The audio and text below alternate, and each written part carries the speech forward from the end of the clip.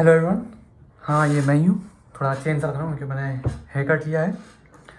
सो आज मैंने सोचा कि रामायण का जो टीज़र आया है नया, उसको रिव्यू करूँ। जैसे कि मैंने सोचा था कि थोड़ा जो चीज़ मुझे पसंद है, फिल्म मेकिंग मुझे बहुत ज़्यादा पसंद है, तो मेरा मन था कि मुझे कोई चीज़ अच्छी देख के लगती है उस पर मैं अपना एक पर्सपेक्टिव दूँ। तो मैं सोचा क्यों ना एक बार ट्राई करते हैं, जैसा पे रिव्यू बने। ज़्यादा तो मुझे आइडिया नहीं है, but I try to give my best about it. So before saying anything, मैं कहना चाहता हूँ कि जब मैं अपने बचपन में था तो मेरे फैमिली में रामायण, महाभारत और ऐसी अमर चित्र कथाएँ, प्रहलाद, दशावतार, ऐसी स्टोरीज़ मैंने बहुत सुनी हुई हैं। और मेरा बचपन से ही बहुत ज़्यादा हमेशा से इंटरेस्ट था, क्योंकि मेरी फैमिली में जैसे मेरी मदर, मेरी नानी, मैंने इनसे बहुत कहानियाँ सुनी हैं और मुझे पर्सनली बहुत ज़्यादा सुन के काफ़ी एक्साइटिंग लगता था। क्योंकि जैसे हॉलीवुड में होता है, हॉलीवुड में बहुत सारी हम स्टोरी देखते हैं, पर लेकिन उसमें हम उस तरीके से कनेक्ट नहीं कर पाते हैं जैसे कि हम अपनी इंडियन स्टोरीज़ में कनेक्ट कर सकते हैं। इसमें कोई बुरी बात नहीं है, but as a character wise, as a story wise, as a family dynamic wise, as a drama wise, हमारे जो स्कल्पचर्स हैं, हमारी जो स्टोरीज़ हैं, हमारी इंडियन हिस्ट्री जो है, उसमें बहुत कुछ ऐसा है जिसके बारे में हम बात कर सकते हैं, इसके बारे में हम स्टोरीज नई जनरेशन को बता सकते हैं कि कितनी रिच हिस्ट्री है हमारी, कितनी कमाल की है, और उसे हम भूलते जा रहे हैं और कितना वेस्टर्न कल्चर को सिर्फ अपनाते जा रहे हैं और अपनी जो स्टोरीज़ हैं उन पे प्राइड नहीं लेते हैं। हमारे पास पूरी कैपेबिलिटी है किसी भी तरीके की स्टोरी को पर्दे पर उतारने की।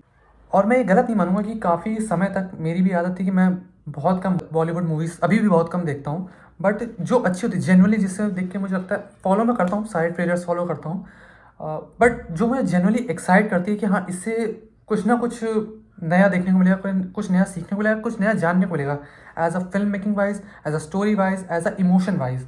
ये बहुत इंपॉर्टेंट चीज़ है। तो जो रामायण का ये जो नया टीज़र आया है, उसने मुझे काफ़ी इम्प्रेस किया।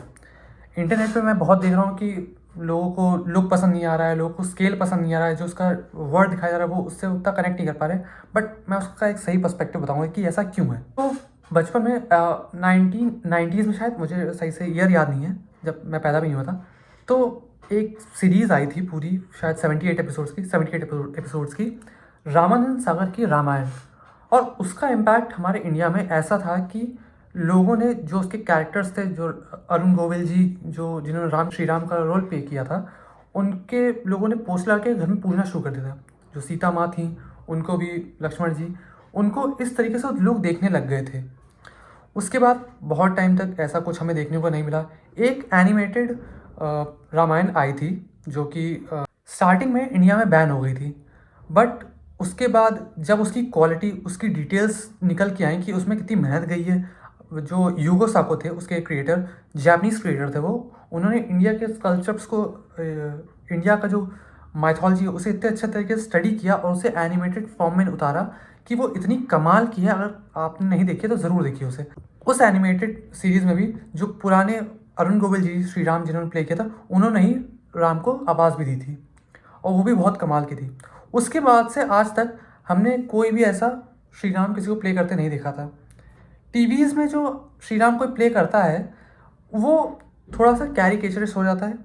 मैं रीज़न बताता हूँ, क्योंकि एक मूवी में, एक 3 घंटे 4 घंटे की मूवी जो बनाई जा रही है, शायद 3-4 घंटे की मूवी होने वाली है रामायण, उसमें एक कैरेक्टर को और डेप्थ में समझ सकते हैं।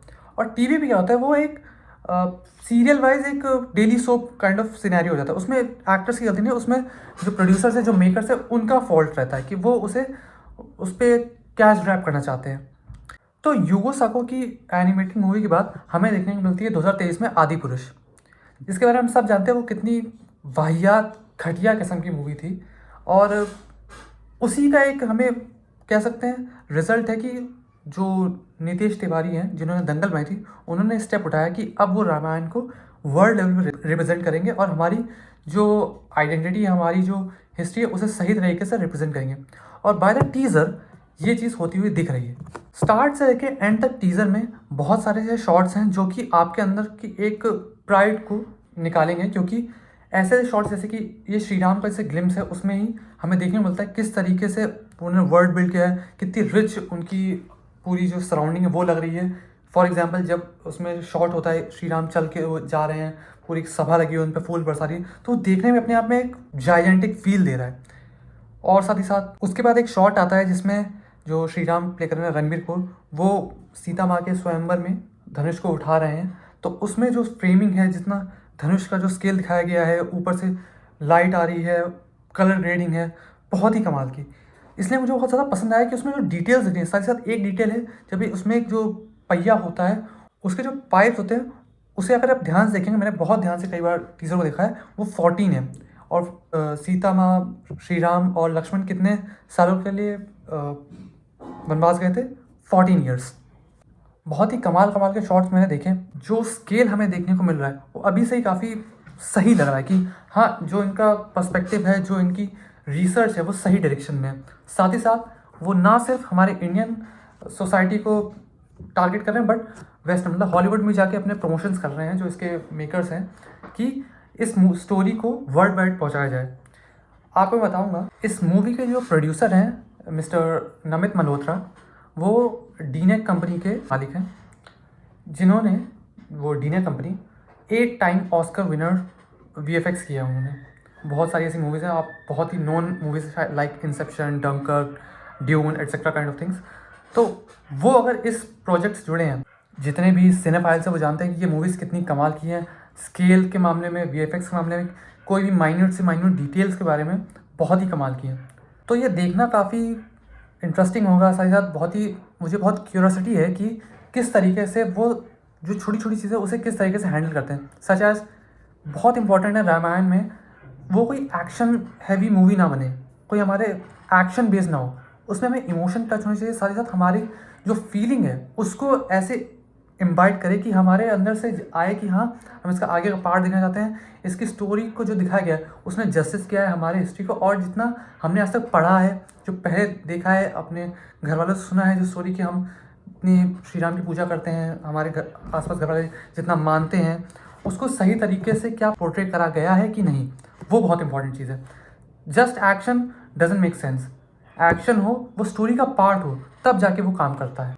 तो मैं इंटरनेट पे, स्पेशली ट्विटर पे जो कि एक्स बन गया है, उस पर मैं देख रहा था कि लोग बहुत ही ज़्यादा क्रिटिसाइज़ कर रहे हैं रणबीर कपूर के लुक को, साथ ही साथ उसके एक्शन को, और भी चीज़ें जैसे फ्रेमिंग है उसमें कुछ जगह लाइटिंग का इशू है, इस चीज़ को बहुत लोग क्रिटिसाइज़ करें। बट मुझे लगता है कि as per the first glimpse ये बहुत ही सही था। क्रिटिसाइज़ करने वाली चीज़ें ज़रूर हैं, मैं मानता हूँ।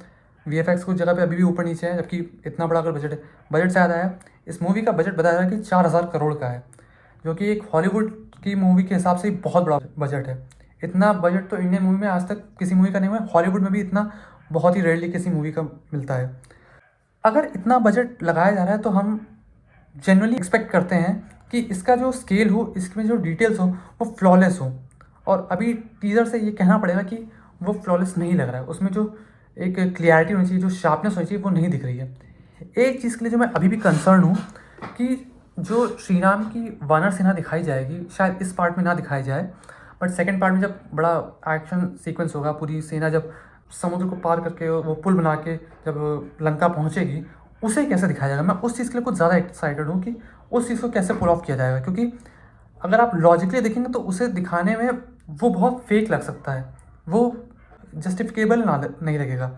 तो किस तरीके से वो पुल ऑफ करेंगे वो बहुत इंपॉर्टेंट है। और इसमें काम आएगा कि वीएफएक्स जो कराया जाता है वो किस क्वालिटी का कराया जाता है, उसमें जो वानर सेना है उसे किस तरीके से सीजीआई वीएफएक्स की मदद से इन्हेंस किया जाएगा, क्योंकि वो किसी भी तरीके से कैरिकेचरिस्ट नहीं लगना चाहिए, वो बहुत डिसरिस्पेक्टफुल हो जाएगा। और रही बात रणबीर कपूर एज राम की, बहुत लोग क्रिटिसाइज़ कर रहे थे कि उसने तो अभी एनिमल मूवी जैसी करी है और उसका जो पर्सनल लाइफ है उस पर लोग कमेंट करते हैं। But as per my perspective, as an actor, as a performer, he is the GOAT we have right now. Modern generation में रणबीर कपूर से अच्छा जो इमोशन कन्वे कर सकता है, जो अपनी आंखों से एक्टिंग कर सकता है, अपने डायलॉग डिलीवरीज कर सकता है, अपनी बॉडी लैंग्वेज से जो कर सकता है, वो रणबीर कपूर में है। तो एज राम मुझे तो वो 100% सूटेड लगे कि कोई और एक्टर उससे बेटर इस टाइम पे नहीं हो सकता था जो श्री राम को प्ले करे। तो ये चीज़ जो क्रिटिसाइज़ कर रहे हैं वो मेरे हिसाब से तो सही नहीं है। हमें देखना चाहिए उसका परफॉर्मेंस कैसा होगा, क्योंकि as per the physique, as per the look वो एप्ट लग रहे हैं। साथ ही साथ लोग बहुत ज़्यादा खुश होंगे जो रावण प्ले कर रहे हैं, वो यश जो कि केजीएफ स्टार हैं, तो वो 100% वो लोगों को बहुत पसंद आने वाला है, क्योंकि टीज़र में ही लास्ट में जो शॉट है जो बैक से दिखाया गया है, क्योंकि राम का ग्लिम्स था तो रावण का नहीं दिखा सकते हैं, बैक से शॉट दिखाया गया है, उसमें जो पुष्पक विमान है उसमें वो जाते हुए दिख रहे हैं। तो उसमें जितना वो दिखा है उससे वो समझ में आता है कि रावण का जब ग्लिम्स आएगा लोग पागल हो जाएंगे, वो बहुत लोगों को पसंद आने वाला है, ये मेरी गारंटी है। इस टीज़र में वैसे कुछ शॉट्स ऐसे, इसलिए मैं कह रहा हूँ कि वीएफएक्स जो है बहुत इंपॉर्टेंट फैक्टर है, जो उसकी स्केल है वो बहुत ज़्यादा इंपॉर्टेंट है, क्योंकि इसमें जो शॉट्स हैं वो इसलिए मुझे अच्छे लगे क्योंकि कई शॉट्स उसमें ऐसे हैं कि वो वॉलपेपर मटेरियल हैं। जैसे कि एक शॉट इसमें से रणबीर कपूर से धनुष लेके खड़े हुए हैं एज ए श्री राम, तो वो प्रॉपर लग रहा है कि ये वॉलपेपर मटेरियल बनाया गया है, कि उसमें एक फीलिंग आए कि हाँ ये प्राइड वाली बात है। तो एज़ पर माई रिव्यू और माई फीलिंग, मैं इतना ही कहूँगा कि इस मूवी को ट्रेलर तक इतना भी हार्श जज ना करें। ट्रेलर अगर ख़राब होता है तो ज़रूर हम कहेंगे कि हाँ ये सही नहीं है, जो कि इतने जो बड़े बड़े हमें वादे दिए जा रहे हैं कि ये मूवी का बजट इतना है, इसमें हमने इतना एफर्ट डाला है, अगर वो डिलीवर नहीं करता टिल ट्रेलर, क्योंकि नवंबर मूवी है तो आई थिंक सितंबर या अक्टूबर के आसपास इसका ट्रेलर आ जाना चाहिए, क्योंकि ये वर्ल्ड वाइड रिलीज़ पे जा रहे हैं। तो वो बहुत इंपॉर्टेंट होगा, क्योंकि ये रिप्रेजेंट इंडिया को करेगा कि हाँ हमारे पास ऐसी स्टोरीज़ हैं कि हम दिखा सकते हैं और लोगों को कन्विंस कर सकते हैं कि हमारे ऊपर इन्वेस्ट करने का फ़ायदा है। तो इससे ग्लोबल वैल्यू हमारी बढ़ेगी। और इस टाइम पे खासकर आज के एरा में जो सिनेमा है वो इतना तेज़ी से इवॉल्व हो रहा है, क्योंकि एआई की वजह से बहुत कुछ ख़राब भी हो रहा है, बट सिनेमा जो है वो इतना इवॉल्व हो रहा है कि हमें अपने बार को बढ़ाना ही पड़ेगा, ताकि हम बड़े बड़े लेवल को क्रॉस कर सकें। तभी कुछ हो सकता है जब हम अपना स्केल बढ़ाएंगे, अपना बजट बढ़ाएंगे, अपनी जो मार्केटिंग एबिलिटी वो बढ़ाएंगे, अपना जो प्रोडक्ट हम बना रहे हैं उसको सही तरीके से उसका प्रमोशन करेंगे, उसे सही तरीके से प्रमोट करेंगे, तब जाके कुछ हो पाएगा, ताकि हम अपने आप को world wide as a cinema पर रिप्रेजेंट कर पाएँ। वरना अगर हम डेली जो रोम कॉम मसाला होता है अगर उसी में अटके रह जाएंगे तो कुछ नहीं होने वाला है। तो इस मूवी से मेरी बहुत बहुत ज़्यादा हाई होप्स हैं, एंड नॉट जस्ट मी, मेरी फैमिली, माँ, पिताजी, भाई, सब लोग काफ़ी एक्साइटेड हैं इस मूवी के। मैंने सबको दिखाया कि ये देखिए कुछ नया होने वाला है इंडियन सिनेमा में, तो सभी लोग काफ़ी एक्साइटेड हैं। मैं तो ज़रूर देखने जाऊँगा, उसका भी बहुत टाइम है, अभी तो नवंबर में आने वाली है। तो अगर थोड़े बहुत मुझे नेगेटिव्स बताने ही हो तो मैं कहूँगा हाँ वीएफएक्स पे भी वर्क होना ज़रूरी है। वीएफएक्स अभी क्लियर नहीं है, काफ़ी कुछ जगह फ्रेम रेट ख़राब है, कई जगह पे जो मोशन है वो क्लियर नहीं है। साथ ही साथ एक दो शॉट जो हैं खासकर जो क्लोज सराउंडिंग में है वो थोड़ा सा टीवीफिकेशन दे रहे हैं, मतलब कि जो टीवी वाली फील होती है वो लग रहे हैं। जैसे कि आप इतनी बड़ी मूवी बना रहे तो उसमें वो टीवी वाली फील नहीं आनी चाहिए, वो ग्रैंड दिखना चाहिए। तो वो थोड़ा सा कमी लगी, शायद उसमें कलर ग्रेडिंग है या लाइटिंग की प्रॉब्लम थोड़ी थी, क्योंकि वो बहुत डल लग रहा था। जब इस लेवल की मूवी बनती है तो उसमें ये ज़रूरी है कि आपकी मूवी कहीं से भी ब्लैंड ना दिखे, वो रिच दिखनी चाहिए, उसका सही अमाउंट में उसकी कलर ग्रेडिंग होनी चाहिए। कलर ग्रेडिंग से बहुत बड़ा फैक्टर बनता है, ताकि आप उस जो सिनेरियो है, वो जो सीन चल रहा है उसमें इमर्ज हो जाओ, उसमें घुस जाओ, तो वो बहुत इंपॉर्टेंट है। तो ये चीज़ अभी लगता है उन्हें ठीक करने का काफ़ी टाइम, 7-8 महीने भी बचे हुए हैं, तो कर लेंगे। क्योंकि अभी अगर रामा का टीज़र आया है, फिर रावण का आ सकता है, फिर सीता माँ का आएगा, फिर लक्ष्मण का भी आ सकता है, फिर हनुमान जी का भी आएगा, तो अभी काफ़ी लंबा टाइम है। साथ ही साथ एक सही तरीके का ट्रेलर कि हमें क्या क्या देखने को मिलेगा इस फर्स्ट पार्ट में। हाँ, ये इस 2 पार्ट में आ रही है, इस दिवाली को फर्स्ट पार्ट और सेकेंड पार्ट आएगा नेक्स्ट दिवाली को 2027 में। तो देखना एक्साइटिंग होगा, मैं तो काफ़ी अभी से एक्साइटेड हूँ। और भी कुछ मूवीज़ इस साल आ रही हैं उसके लिए मैं काफ़ी एक्साइटेड हूँ, बट इसके लिए कह सकता हूँ इस साल सबसे ज़्यादा एक्साइटेड हूँ। तो देखते हैं कैसा निकलता है। मुझे तो काफ़ी पसंद आया टीज़र, लोग बिना बात के उसे ट्रोल कर रहे हैं, जो मुझे सेंस नहीं आता। स्पेशली एक चीज़ भूल गया जो कि मुझे फेवरेट लगी, पता नहीं कैसे दिमाग से निकल गया, इसका म्यूज़िक दे रहे हैं हांस जिमर एंड ए आर रहमान को हम सब जानते हैं, वर्ल्ड वाइड रिकग्निशन, उनकी जो एबिलिटी है म्यूज़िक की वो हम सब परिचित हैं। बट हांस जिमर, जो लोग नहीं जानते क्या कर रहे हो, हांस जिमर ने आज तक जो वर्ल्ड की सबसे बड़ी बड़ी मूवीज़ जो बनी है उनके लिए बैकग्राउंड स्कोर दिया है। और इस टीज़र का जो साउंड ट्रैक है उससे बात क्लियर होती है कि क्यों ये दोनों लेजेंड को यहाँ बुलाया गया है, क्योंकि इसका म्यूज़िक इसका मेन एसेंस ले रहा है। क्योंकि जैसे शॉर्ट्स जा रहे थे उसके साथ साथ जो म्यूज़िक आ रहा था वो बहुत ही मतलब सूदिंग, साथ ही साथ एक जब फ्रेम चेंज होता है तो उसके हिसाब से एक गूज बम्स वाली फीलिंग आ रही है अभी से। तो मूवी शायद 19-20 हो सकती है, क्योंकि कुछ ना कुछ गलती हर मूवी में होती है, परफेक्शन नहीं हो सकती, बट एफर्ट सही जगह पे हो, आपका जो हार्ट है वो सही जगह पे हो, तो मूवीज़ अपने आप सही तरीके से आके निकलेगी। बट जो म्यूज़िक है वो ऑन पॉइंट होने वाला है, ये मेरी गारंटी है अभी से, क्योंकि 2 टीज़र आ चुके हैं, जो पहले आया था उसका भी ये आया है। दोनों के जो म्यूज़िक है वो बहुत ही कमाल का लग रहा है, उसकी जो साउंड एडिटिंग है वो भी बहुत कमाल की है। तो बस यही मेरा रिव्यू था। तो अगर आपको ये वीडियो पसंद आया हो तो please give it a big thumbs up, comment share subscribe, और मुझे बताइएगा कि इस तरीके के रिव्यू आप और देखना चाहेंगे कि नहीं। और मैं तो चाहता हूँ कोई अच्छा ट्रेलर आता है, टीज़र आता है, साथ ही साथ कोई अच्छी मूवी आती है उसका मैं रिव्यू करूँ, क्योंकि मैं करना चाहता हूँ। क्योंकि मुझे जब कोई मूवी मैं देखता हूँ तो उसमें मेरे कुछ पर्सपेक्टिव होता है, बात करने का मेरा मन करता है। अभी मैं प्रोजेक्ट हेल मेरी देख के आया, बट उसका रिव्यू नहीं बना पाया, बट ठीक है। इसके लिए एक्साइटेड था, टीज़र देखा, मन किया आज बैठे थे कि करते हैं। तो do let me know if you like this my review of Ramayana. मैं तो बहुत एक्साइटेड इस मूवी के लिए, और आप ये बता सकते हैं मुझे कमेंट में।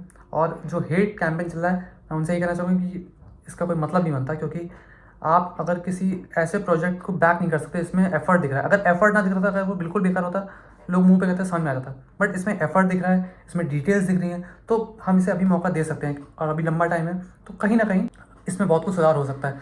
साथ ही साथ एक बात मैं कहना चाहूँगा, जो लोग बहुत ही ज़्यादा गलत या बेवकूफ़ाना बात है कि रामायण एक एक्शन मूवी नहीं होगी, या एक्शन बेस्ड कोई हमारी स्टोरी नहीं है। वो एक ड्रामा है, उसमें इमोशंस हैं, उसमें फीलिंग है कि हाँ एक हम ग्रैंड स्टोरी देख रहे हैं। तो वो बहुत इंपॉर्टेंट चीज़ है। इसे एक्शन मूवी ना समझें, इसे एक ड्रामा बेस्ड माइथोलॉजिकल या हमारी हिस्ट्री को रिप्रेजेंट करने वाली मूवी समझें, ठीक है।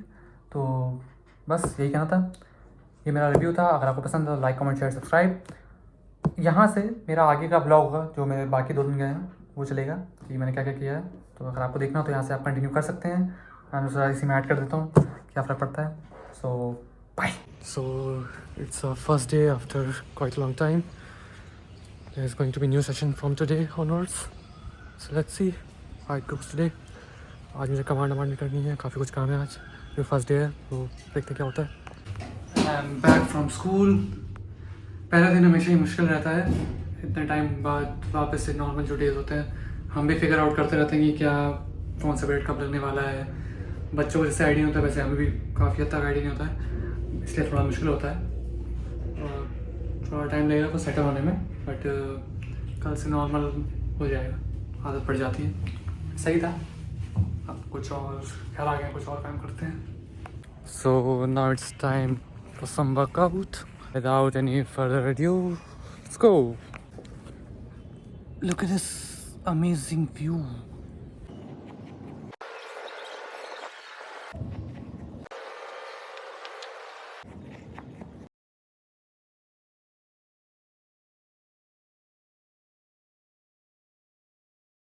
तो आज का वर्कआउट तो यहाँ पे ख़त्म हो गया। आज ज़्यादा रिकॉर्ड नहीं कर पाया क्योंकि बहुत बच्चे आ गए थे आज यहाँ पे, तो और काफ़ी सारे लोग थे, तो अपना वर्कआउट करा था, रिकॉर्ड ज़्यादा नहीं किया, पर ठीक है, बढ़िया रहा, मज़ा आया। Everyone, welcome to my new blog.